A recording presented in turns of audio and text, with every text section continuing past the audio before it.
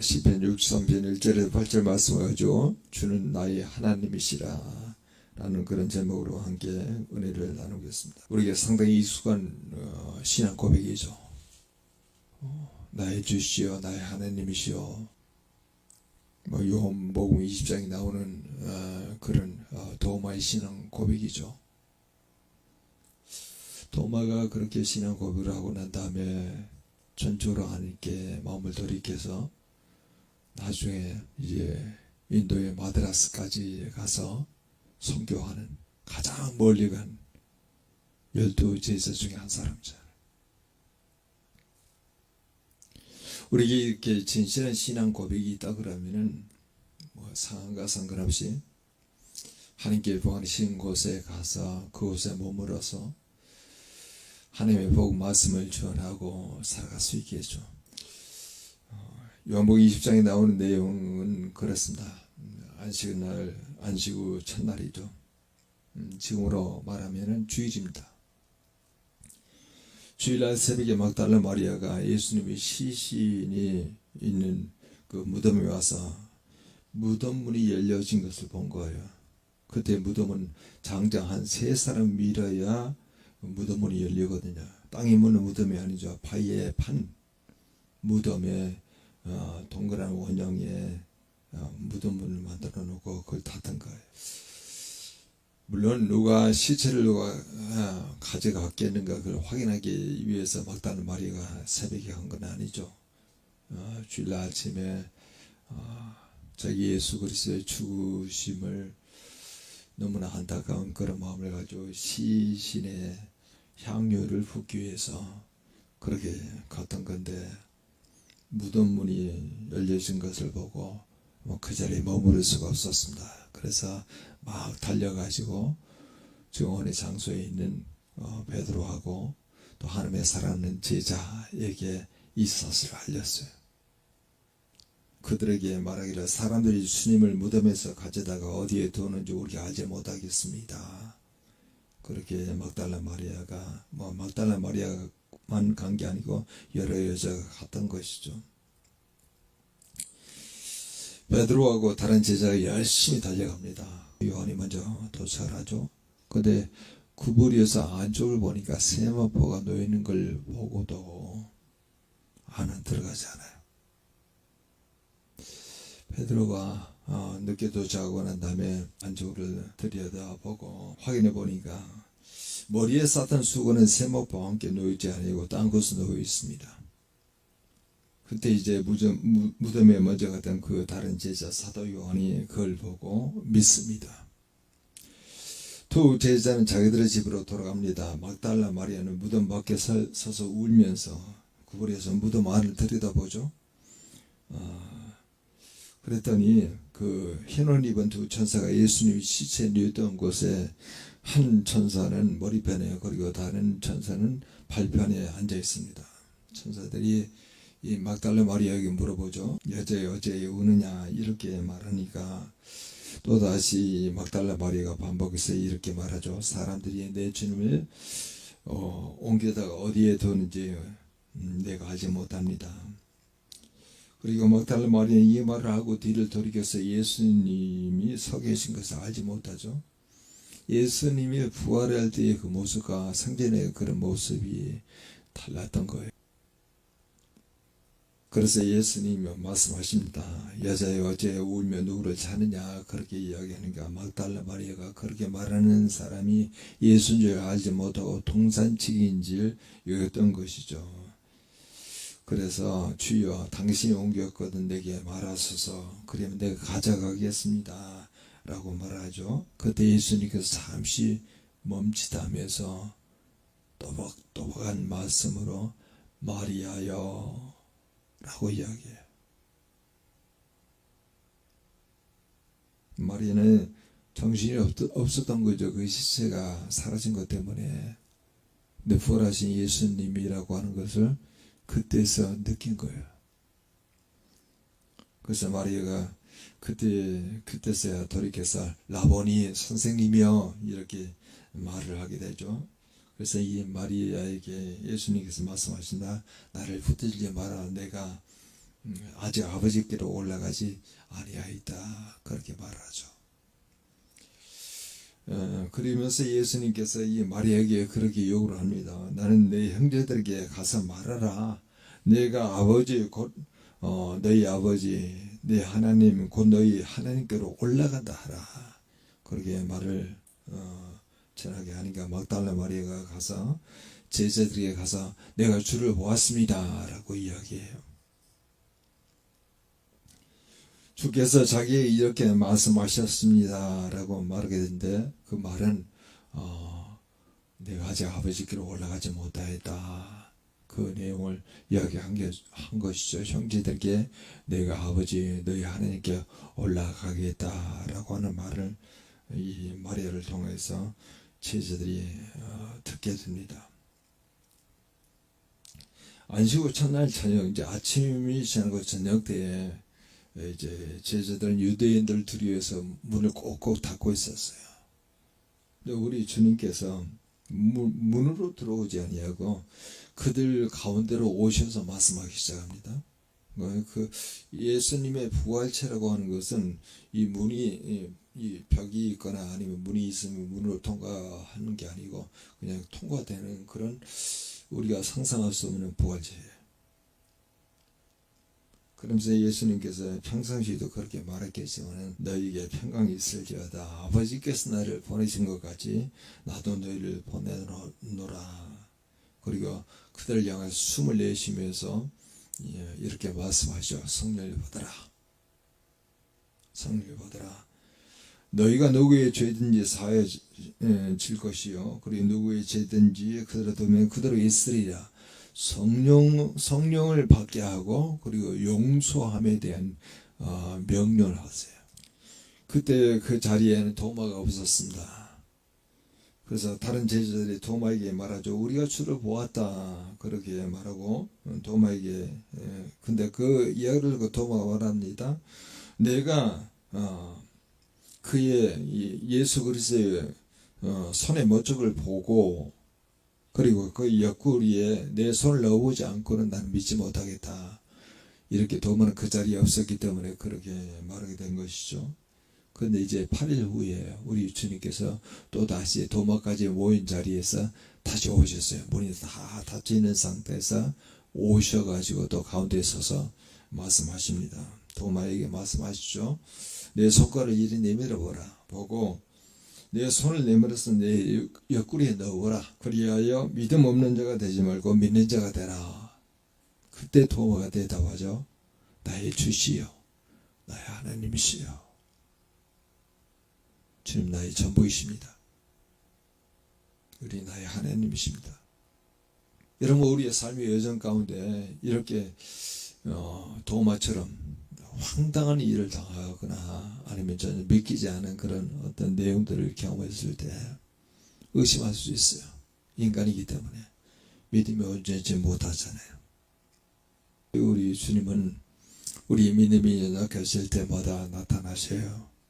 오늘날도 우리가 믿음이 연약할 때 주님께서 말씀으로 우리에게 오시잖아요. 믿음을 가지라. 믿으라. 주님께서 오늘 이 순간에도 우리에게 말씀하고 있죠. 이사야 9장 6절에도 이런 말씀이 있습니다. 이는 한 아기가 우리에게 낳고 한 아들을 우리에게 주신 바 되었는데 그의 어깨는 정사를 메었고 그의 이름 뭐라? 기묘라 모사라 전능하신 하나님이라 영존하신 아버지시라 그리고 평강의 왕이라. 수없이 선지자 그렇게 이야기하고 또 말씀이 육신이 되어 우리 가운데 오신 예수 그리스도가 말씀대로 십자가에 죽으시고 말씀대로 부활하시고 말씀대로 이같이 제자들에게 다시 나타나셔서 그들에게 성령을 주시고 죄 사하도록 그렇게 명령하신 그런 내용들을 보면서 오늘 우리에게도 그게 먼 옛날의 이야기 아니고 지금도 우리에게 우리가 어떤 상황에 놓여있다 하더라도 주님은 믿어라. 여러분 그 믿음 그걸 오늘날 이야기로 바꿔서 이야기하죠. 하나님과 관계예요. 우리에게 당면하고 있는 여러 가지 어려운 현실들이 현실이 아니고 그런 어려운 현실 속에서도 하나님은 나의 하나님이요. 우리의 주님은 나의 주님이시여 나의 하나님이라고 하는 그런 믿음의 고백이 진실성 있게 우리 입술을 통해서 우리의 마음을 통해서 고백되기를 원하신다는 거예요. 지금도 우리는 오늘이라고 하는 현실 가운데 주님께서 우리에게 전적으로 예수 그리스도를 믿고 신뢰하고 그가 마지막으로 심판의 주로 다시 오실 것에 대한 기대감을 가지고 오늘의 현실을 살아가는 거예요. 다른 게 여러분 개입할 수가 없습니다. 그분을 나의 하나님이여 나의 주로 믿고 오늘을 지금 살아가고 있는지를 주님께서 점검하고 있는 것이죠. 주는 나의 하나님이시라고 하는 말씀을 주님은 나의 전부이십니다. 이렇게 표현해도 좋습니다. 시편 63편의 배경은 다윗이 압살롬에 의해서 쫓겨가서 광야에 있는 거예요. 광야에. 그런데도 다윗은 주는 나의 하나님이시라고 고백합니다. 우리에게도 어떤 어려운 상황 속에도 주는 나의 하나님이십니다 라고 하는 진정성 있는 고백이 되려면 여러분 어떤 과정들을 거쳐야 하는지 오늘 본문을 확인하겠습니다. 아니 압살롬이라고 하는 내 아들이 나에게 반역해서 나를 이어져 엉뚱한 장소에 몰아붙이고 있는데 물이 없는 거잖아요. 그리고 황폐한 곳이잖아요. 나는 물이 없고 황폐한 곳에 있게 될 때 인간적인 마음으로 여러분 뭘 구하겠어요? 내 아들에게 원수를 갚아주십시오. 자기가 왕이 되려고 하고 있습니다. 하나님이 너무 억울합니다. 너무 장별스럽습니다. 하나님의 진노로 내 아들을 제거하여 주옵소서 이렇게 기도하지 않았어요. 그래서 우리가 어떤 어려운 환경 상황 가운데 있더라도 주님은 우리의 전부가 되셔야 합니다. 아니 그 상황이 좀 좋아지기를 바라고 있거나 아니면 좀 건강한 그런 모습으로 살아가기를 원하거나 그런 내용과는 지금 다윗의 기도의 내용은 좀 다른 거예요. 만약에 그런 어려운 상황이 앞뒤에서 주님을 생각할 수 없었다고 자기 경험을 말해야 될까요? 그런 상황에 들어가 봐 어떻게 하나님이라고 하는 이름이 나올 수 있겠는가?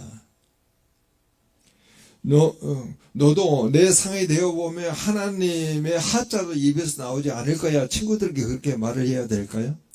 내 자신의 어려운 상황이 하나님보다 더 커 보이면 어쩔 수 없죠. 그러나 다윗도 아들 압살롬의 반역으로 집안과 나라 망신이 전개되는 그런 과정 속에서 어떻게 하나님이여 주는 나의 하나님이십니다. 이런 고백이 가능할까요? 다윗은 지금 광야에 머물러 있으면서 물을 구하지 않았습니다. 쾌적한 환경을 찾지 않았습니다. 편리한 생활을 추구하지도 않았습니다. 그런 여러 가지 환경 속에서도 주의 존재와 주의 인자와 주의 권능과 영광을 구하고 있습니다. 오늘 본문에 그게 차례대로 나오는데요. 마땅히 주님이 느껴져야 하는 상황 가운데 주님이 안 느껴지게 되면 의심할 수 있겠죠. 하나님은 어디 계십니까? 오늘 보면 이렇게 말합니다. 1절에 이렇게 소개되고 있죠. 내가 간절히 주를 찾습니다. 내 영혼이 주를 갈망합니다. 내 육체가 주를 앙모합니다. 그러니까 같은 표현이잖아요. 주를 간절히 찾고 영혼이 주를 갈망하고 내 육체가 주를 앙모합니다. 2절에도 이렇게 표현하고 있습니다. 이어제 성소에서 주를 바라보았나이다. 이건 과거에 다윗이 성소에서 주를 바라보았습니다 라고 이야기하는 게 과거에 하나님과의 관계를 떠오른 게 하는 거예요. 그게 지금 이루어지지 않고 있는 상황에서 6절에 내가 나의 침상에서 주를 기억합니다. 정말 하나님을 의지하고자 하는 하나님을 믿고자 하는 그런 마음으로 다 반복하면서 이렇게 강조하는 거예요. 바라봅니다. 기억합니다. 앙모합니다. 그리고 찾습니다. 갈망합니다. 여러분이 어떤 상황 가운데 있더라 하더라도 이처럼 하나님을 갈급한 심령으로 부르짖고 찾고 구하고 바라보고 앙모하고 이게 가장 여러분 영적으로 복받는 비결이에요. 상황적으로 여러분 잘 마음먹은 데 풀린다고 해서 주님을 구하지 않을까요? 아니 상황이 좋아지면 여러분 만족할 것 같습니까? 전혀 그렇지 않아요. 성경은 그렇게 말한다. 내가 주님으로 만족합니다. 이렇게 되어 있어요. 내가 아무리 어렵고 힘든 상황 가운데도 하나님 나의 전부이기 때문에 간절히 주를 찾게 되어 있습니다. 그리고 주를 갈망하고 주를 앙모하고 주를 바라봅니다. 근데 오늘 뭐에 대해서 간절히 구하냐면요. 2절에 나왔습니다. 주의 권능과 영광이. 여러분 이사야 6장 1절에서도 3절에 이게 이제 이사야의 고백 중에 하나입니다. 우시아 왕이 죽던 해에 내가 본즉 주께서 높이 들린 보좌에 앉으셨는데 그의 옷자락은 성전에 가득하였고 사람들이 모시고 섰는데 각기 6날개가 있어서 그 둘로는 자기 얼굴을 가리고 그 둘로는 자기의 발을 가리고 발을 가리고 그 둘로는 날아가요. 이 날개 6개요. 그리고 서로 불러 이르되 뭐라고 합니까? 거룩하다. 거룩하다. 거룩하다. 만군의 여호와여 그의 영광이 온 땅에 충만하도다. 주는 나의 하나님이십니다. 주는 나의 고백이십니다. 그렇게 고백하기 위해서 우리에게 첫 번째 단계는 바로 뭐냐면은 하나님의 존재와 그의 속성을 구하는 거예요. 그 속성이 바로 영광과 권능. 또 하나가 등장합니다. 그게 3절에 나와 있죠. 이렇게 나와 있습니다. 주의 인자하심이 생명보다 낫습니다. 그 생명은요, 목성 그 자체를 포함하여 인간이 세상에서 향유할 수 있는 모든 것을 가리키는 것이 생명이에요. 목숨, 단지 목숨만 가지고 있는 게 아니고 그 생명이 누릴 수 있는 모든 것까지 포함하는 것을 생명이라 그렇게 말하는 거예요. 근데 뭐가 더 낫다고요? 인자하심이 생명보다 낫습니다. 내가 지금 왕으로 누릴 수 있는 그 모든 것보다 하나님의 인자하심이 더 낫습니다. 그래서 하나님의 존재를 구합니다. 영광과 그리고 권능을 구하고 하나님의 인자하심을 구하는 거야. 이게 어린 환경 가운데 있는 이 다윗이 기도하는 첫 번째 기도 제목이에요. 시편 36편 7절에서 8절까지 제가 읽어드리죠. 하나님의 주의 인자하심이 어찌 그리 보배로운지요. 사람들이 주의 날개 그늘 아래에 피어나이다. 그들이 주의 집에 있는 살진 것으로 풍족할 것이요. 주께서 주의 복락의 강물을 마시게 하시리다. 여러분 인자하심, 그 인자하심을 이 시편 기자가 경험하고 난 다음에 주의 집에 있는 살찐 것으로 풍족할 것이라. 주께서 주의 복락의 강물을 마시게 하시리라. 그렇습니다. 주의 인자하심은 하나님의 교지를 통해서 2절에 나와 있잖아요. 성소의 주를 바라보는 교지를 통해서 하나님으로부터 주어지는 각양의 은혜 혹은 변함없는 사랑을 헤세드라 그렇게 이야기해요. 주의 인자하심. 여러분 여기까지 들어가려고 그러면 시간을 조금 많이 보내셔야 해요. 자꾸 눈에 떠오르는 현상기 내용을 구하다가 결국 그걸 구하는 게 아니라 내가 주의 인자하심과 주의 권능과 주의 영광을 구하고자 하는 그런 기도 제목이 딱 생기는 거야. 시간이 걸립니다. 주는 우리의 전부가 되시기 때문에 내가 주의 존재와 주의 인자와 권능과 영광을 찾게 됩니다. 그 다음 단계로 여러분 발전해야 되겠죠. 오늘 보게 되면은 그 다음 단계에 대해서 여러분 7절 8절이 나와 있습니다. 주는 나의 도움이 되셨습니다. 내가 주의 날개 그늘에서 즐겁게 부르리이다. 나의 영혼이 주를 가까이 따르니 주의 오른손이 나를 붙드시거니와. 그렇습니다. 우리가 주님의 우리의 전부이기 때문에 아무리 어려운 환경 가운데 있다 하더라도 다윗은 지금 물이 없는 황폐한 곳에 머물러 있어서 압살롬의 쫓김을 받고 있는 그런 상황 가운데 다른 것 구하지 않았습니다. 주님의 존재를 구하고 주님의 영광과 그리고 권능과 그리고 인자하심을 구했어요. 주의 날개 그늘 그리고 주를 가까이 따르니 그 주의 오른손이 나를 붙드시거니와 굉장히 친밀한 단어를 동원해 가지고 말씀하고 있잖아요. 주의 날개 그늘은 은유적인 표현이죠. 하나님의 보호를 말하고 있는 거예요. 주의 오른손은 하나님의 권능을 상징합니다. 붙든다고 하는 단어는 주의 오른손과 함께 자주 연결되어 사용되는 표현인데 대개 돕는다라는 뜻으로 사용돼요. 붙든다는 것은 돕는다라는 뜻을 사용하는 거죠. 그래서 이사야 41장 10절도 그런 표현이 나옵니다. 두려워하지 말라 내가 너와 함께 함이니라. 놀라지 말라 내가 너희 하나님이 됨이니라. 내가 너를 굳세게 하리라. 내가 너를 도와주리라. 나의 오른손으로 너를 붙들리라는 도와준다는 말이에요. 여러분 6절 같이 한번 읽어보세요. 6절 같이 읽겠습니다.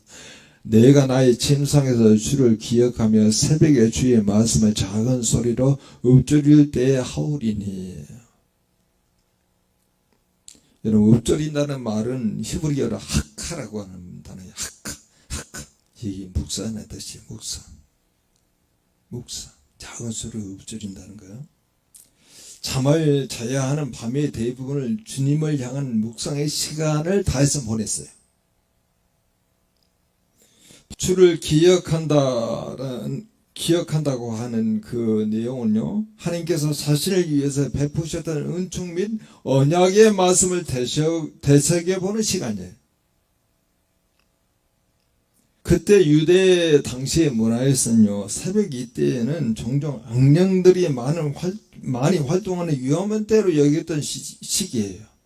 근데 이 시인 다윗에게는 이 조용한 시간이야말로 하나님의 임재를 간구하는 기도와 묵상을 위해서 더없이 좋은 때라고 생각을 한 거예요. 너무나 조용한 시간이에요. 이 시간이 주의 메시지를 우리에게 주시는 때예요. 내게 주시는 때예요. 자, 그래서 우리는 오늘 본문을 통해서 이렇게 연결시킬 수 있겠죠. 주는 나의 전부가 되시기 때문에 내가 주의 존재와 주의 인자와 권능과 영광을 찾게 되니 주께서 나를 만나 주의 오른손이 나를 붙들면서 주의 메시지를 내게 주신다는 거예요. 나를 도와주시는 것뿐만 아니라 주님의 메시지를 내게 주신다는 거예요. 여러분 그걸로 멈추지 않아요. 마지막 단계 이렇게 말하죠. 3절에 이렇게 표현됩니다. 내 입술이 주를 찬양하나이다. 4절에 여러분은 나의 평생에 주를 송축하며 주의 이름으로 말미암아 나의 손을 들리이다. 5절 고수와 기름진 것을 먹음과 같이 나의 영혼이 만족할 것이라. 나의 입이 기쁜 입술로 주를 찬송하되 나의 영혼이 만족할 것이라. 저는 이걸 묵상하면서 어떤 그림이 떠오르냐면 예수 그리스도 예루살렘에 입성하게 될 때 사람들이 전부 다 그 나무를 가지고 소리쳐서 뭐라고 해야 합니까? 호산나 호산나 주의 이름으로 오시는 이여. 호산나는요 구원하소서 주의 이름으로 오시는 이여 찬송하는 거 아니야.